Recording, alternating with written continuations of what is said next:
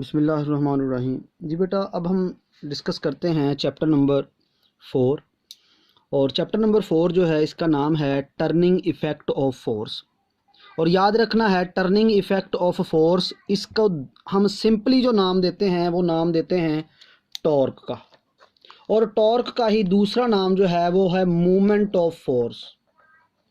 Movement of force. तो ये बात आपने याद रखनी है, टॉर्क लिखा आ जाए या टर्निंग इफेक्ट ऑफ फोर्स लिखा आ जाए या सिंपल टॉर्क आ जाए, तो उनका एक ही मतलब है। टर्निंग इफेक्ट ऑफ फोर्स मतलब है घूमने का असर फोर्स की वजह से, यानी किसी जिस्म को हमने टर्न करना है, किसी जिस्म को घुमाने की कोशिश करना है फोर्स की वजह से, उसे टर्निंग इफेक्ट ऑफ फोर्स कहा जाता है, जो कि टॉर्क कहलाता है। जैसे हम किसी नट को लूज करते हैं या टाइट करते हैं विद स्पैनर, तो उसके लिए हमें उसको ऐसे पकड़ के टर्न करना पड़ता है, तो वो टर्निंग इफेक्ट जो है वो टॉर्क कहलाता है। डोर जो है उसको अगर आपने ओपन करना है या क्लोज करना है तो वो भी टर्न हो रहे हैं, तो इसको हम नाम देते हैं टर्निंग इफेक्ट ऑफ फोर्स। और ये हमारे पास एग्जाम्पल है। अब इस चैप्टर में बाकायदा जो टॉपिक शुरू हो रहे हैं उनका नाम है like and unlike parallel forces. तो लाइक नाम से ही समझ आ रहा है एक जैसी, अनलाइक जो एक जैसी ना हो। लाइक पैरेलल फोर्सेस और unlike parallel forces, all the force acting in same direction, वो तमाम फोर्सेस जो लग रही हैं किसी जिस्म पर और उनकी जो डायरेक्शन है वो सारी की सारी सेम है, उसे हम नाम देते हैं लाइक पैरेलल फोर्सेस। अब देखिए, हमारे पास ये कुछ ऑब्जेक्ट रखे हैं, जैसे ये बॉल हैं या एप्पल हैं, ये किसी शॉपर के अंदर, और ये सारे के सारे डाउनवर्ड डायरेक्शन में फोर्स लगा रहे हैं। तो ये जितनी भी फोर्स डाउनवर्ड डायरेक्शन में लग रही हैं, इनकी सबकी डायरेक्शन सेम है। तो जब सबकी डायरेक्शन सेम होगी तो उसको नाम दिया जाता है लाइक पैरेलल फोर्सेस। उसके बाद आ जाती है बात अनलाइक की, all the forces acting in opposite direction. तो वो सारी फोर्सेस जो ऑपोजिट डायरेक्शन में लग रही होंगी, जिनकी डायरेक्शन सेम नहीं होगी, एक दूसरे के ऑपोजिट होगी, उसे हम नाम देते हैं अनलाइक पैरेलल फोर्सेस। जैसे यहाँ पर एक बॉल को एक रस्सी के साथ बांध के लटकाया गया है। अब ये बॉल डाउनवर्ड डायरेक्शन में वेट की वजह से फोर्स लगा रही है, तो इसमें जो टेंशन पैदा हो गई उसकी डायरेक्शन अपवर्ड है। तो टेंशन अपवर्ड और वेट की डायरेक्शन डाउनवर्ड, ये दोनों एक दूसरे के ऑपोजिट हैं, इसलिए इनको नाम दिया जाता है अनलाइक पैरेलल फोर्सेस। इसी तरह से हम कहते हैं कि हमारे पास ये एक रॉड है। अब इस रॉड पे एक फोर्स अपवर्ड लग रही है और दूसरी फोर्स लग रही है ये डाउनवर्ड। अब देखिए, ये दोनों फोर्सेस जो हैं अनलाइक पैरेलल फोर्सेस हैं, लेकिन ये भी दोनों फोर्सेस अनलाइक पैरेलल फोर्सेस हैं। ये जो दोनों फोर्सेस रॉड पे लग रही हैं ये एक ही लाइन पे नहीं लग रही, लेकिन ये जो फोर्सेस दोनों लग रही हैं ये एक ही लाइन पे लग रही हैं। तो ऐसी अनलाइक पैरेलल फोर्सेस जो एक ही लाइन पे ना लग रही हों, वो जिस्म को टर्न करवाने की सलाहियत रखती हैं, वो टार्क पैदा करने की सलाहियत रखती हैं। तो जब फोर्सेस एक ही लाइन पे नहीं लग रही होती, उस वजह से बॉडी जो है, रॉड जो है, वो इस तरह से टर्न कर सकता है। सो ये दोनों फोर्सेस इस रॉड को रोटेट करवा सकती हैं। अगर रॉड का ये सेंटर है तो ये इस तरह से रोटेट हो सकता है, कर जाए। तो so which capable the body to rotate can turn the object if not in line. अगर फोर्सेस एक ही लाइन पर नहीं होंगी तो होगा क्या, रॉड या बॉडी जो है वो टर्न कर सकती है, लेकिन अगर एक ही लाइन पे होंगी तो बॉडी टर्न नहीं करेगी। सो जब हमने बॉडी को टर्न करवाना है, उसके उसके जो सेंटर है उसके अकॉर्डिंग, उसके सेंटर के अराउंड में, तो हमें जो फोर्स अप्लाई करनी होगी वो डिफरेंट डायरेक्शन पे अप्लाई करनी है। जैसे गाड़ी का स्टीयरिंग है, उस पर एक फोर्स अपवर्ड एक डाउनवर्ड, तो अनलाइक पैरेलल फोर्सेस लगती है लेकिन सेम लाइन पे नहीं लग रही। उसके बाद बात आ जाती है एडिशन ऑफ फोर्सेस। फोर्सेस जो है उसको हम ऐड करना चाहते हैं, तो कैसे ऐड करेंगे? तो सबसे पहले ये बात जान लें कि जो फोर्स होती हैं उनको ऐड किया जा सकता है।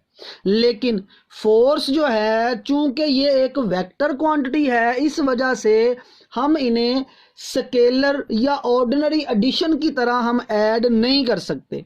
इनको ऐड करने के लिए हम ग्राफिकल मेथड इस्तेमाल करते हैं और उस ग्राफिकल मेथड का नाम है हेड टू टेल रूल। तो फोर्स एक वेक्टर क्वांटिटी है, not added by ordinary arithmetic rule. When forces are added we get a resultant force। जब फोर्सेस को ऐड किया जाता है तो हमें एक रिजल्टेंट फोर्स मिलती है और उसी को हम रिजल्टेंट वेक्टर का भी नाम देते हैं। अब रिजल्टेंट फोर्स क्या होती है? रिजल्टेंट फोर्स जो है ये एक सिंगल फोर्स है जो बिल्कुल वही इफेक्ट रखती होगी जो हमारे पास जितनी फोर्सेस को हमने ऐड किया होता है उनका कंबाइन इफेक्ट होता है। तो उन सब का मुश्तरका इफेक्ट जो है हमें वो रिजल्टेंट फोर्स प्रोवाइड कर देती है। और फोर्सेस को ऐड जो किया जाता है वो हम ऐड करते हैं with the method of head to tail rule. अब हम डिस्कस करते हैं डिटेल के साथ कि हेड टू टेल रूल क्या है। हेड टू टेल रूल को समझने के लिए ये दो लाइनें मैंने आपस में लगाई हैं। ये दो लाइनें, एक लाइन एक्स की लाइन है और दूसरी है वाई की। जब दो लाइनें जो एक एक्स की हो और एक वाई की हो और आपस में परपेंडिकुलरली कट करें, जिस पॉइंट पे कट करती हैं उसे नाम दिया जाता है ओरिजिन का। और कट करने से ये जो सिस्टम बन गया इसे नाम दिया जाता है rectangular coordinate system.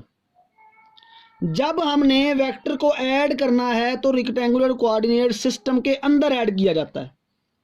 For example हमारे पास दो फोर्सेस है, एक फोर्स है हमारे पास ये F1 और एक फोर्स है हमारे पास ये F2। हम क्या करेंगे, हम इन दोनों फोर्सेस को ऐड करना चाहते हैं। अब दोनों फोर्सेस को ऐड करने के लिए हम इन दोनों में से एक फोर्स पहले एक्स के ऊपर ड्रा कर लेंगे। तो से हमने ये एक फोर्स जो है यहाँ पर बना ली, ये फोर्स आ गई। इस फोर्स को F2 का नाम दे दिया। अब दूसरी ये फोर्स है, इस फोर्स को हम यहाँ पर, इसका जो ये एंगल बनता है एक्स एक्सिस के साथ, हम वो इसके हिसाब से यहाँ पर इसे बना लेते हैं ये। तो ये दूसरी फोर्स आ गई और ये आ गया F1। अब हमने हेड टू टेल रूल क्या है? हेड टू टेल रूल है पहली फोर्स की टेल और दूसरी फोर्स का हेड। जिस पे एरो नजर आए वो हेड, जहां एरो नजर ना आए वो टेल। इन दोनों को आपस में मिला देना है और ये एरो आपने लगा देना है। तो ये हमारे पास जो फोर्स आएगी इसे हम रिजल्टेंट फोर्स F का नाम देंगे। और ये रिजल्टेंट फोर्स F जो है ये बराबर होगी F2 प्लस F1 या F1 प्लस F2। चूंकि ये वेक्टर है इसलिए ऊपर मैंने एरो के सिंबल लगा दिए। तो इस तरह से आपने इसको याद करना है। अब अगली बात जो आपने याद करनी है कि हेड टू टेल रूल में कितनी फोर्सेस को ऐड किया जा सकता है। तो हेड टू टेल रूल के मुताबिक किसी भी नंबर्स ऑफ फोर्सेस को, एनी नंबर जो है, चाहे वो 5 है, 10 है, 15 है, 20 है, जितने मर्जी फोर्सेस आपके पास आ जाएं, जितने मर्जी वेक्टर आ जाएं, उन सब वेक्टर को आप एडिड करेंगे, इसी मेथड से करेंगे और रिक्टेंगुलर कोऑर्डिनेट सिस्टम के अंदर करेंगे। तो ये है आपके पास हेड टू टेल रूल के फर्स्ट की टेल को लास्ट जो आपके पास वेक्टर या फोर्स होगी उसके हेड के साथ आपने मिला देना है किसी एक वेक्टर की मदद से। उसे हम नाम देते हैं head to tail rule. First की टेल को लास्ट वेक्टर के हेड से ज्वाइन करवा देना, इस तरह से उसे हम नाम देते हैं हेड टू टेल रूल। से मेरे पास एक ये फोर्स है, दूसरी ये है, तीसरी ये है, चौथी ये है। तो इन सब को मैं ऐड करना चाहता हूँ, ये F1, F2, F3, F4। तो हम क्या करेंगे, इनको आपस में इस तरह से ज्वाइन करवाएंगे। ये आएगा रिजल्टेंट और ये बराबर किसके होगा, ये R रिजल्टेंट बराबर होगा F1, F2, F3 और F4। तो ये हमारे पास रिजल्टेंट फोर्स या रिजल्टेंट वेक्टर आ जाएगा। इस तरह से आपने ये हेड टू टेल रूल जो है इसको याद करना है और आपने समझना है ये बात को कि हेड टू टेल रूल में पहले की टेल और लास्ट वेक्टर का हेड आपस में ज्वाइन करवाया जाता है और इस तरीके से जितने मर्जी वेक्टर, जितने मर्जी फोर्सेस आ जाएं, उन सब को आप ऐड कर सकते हैं। और ये इसका ग्राफिकल मेथड है।